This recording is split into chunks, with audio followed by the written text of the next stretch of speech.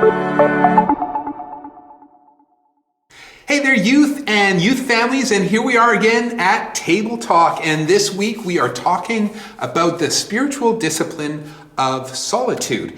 Now, in previous sessions, we've talked about things like meditation, and this is a spiritual discipline that we use to focus our thoughts, our instinctual sort of thoughts. There's been fasting where we focus our cravings and our longings and we direct them towards God. There's been Bible study where that really focuses our intellect and the wise part of our brain focusing on God. So this week, as we talk about solitude, I believe that solitude is one of those spiritual disciplines that are important for us to take a step back and assess relationships. And that's an important part of who we are.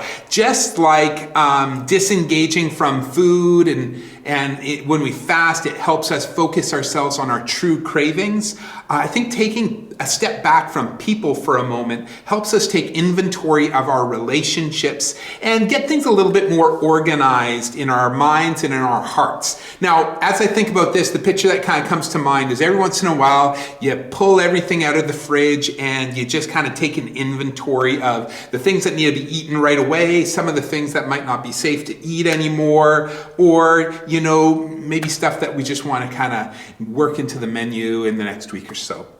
I am going to take just a little bit of a different angle on solitude than you might think. I'm not going to talk a ton about the how, because I think if we just rewind back to some of the things like meditation or prayer, I think we cover some of the things that if we're doing those things well, we understand how to do solitude. It's basically just getting into a place by yourself. But what I want to talk a little bit about in the next couple sessions is more about the what and the why of solitude. I'm going to talk about solitude as a practice that we use to assess ourselves and our relationships. So here's a passage of scripture that I really love that I kind of use for myself in doing this kind of assessment. It's a passage or a phrase, a verse that actually appears in pretty much all of the Gospels and even in the Old Testament.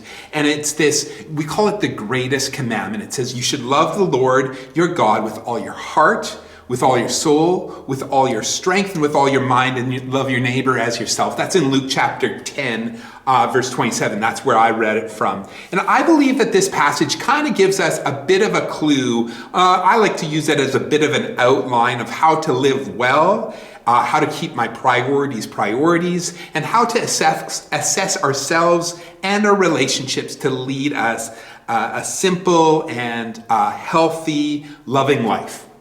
The three relationships that I see in this passage are relationship with ourselves. I kind of feel that it's there.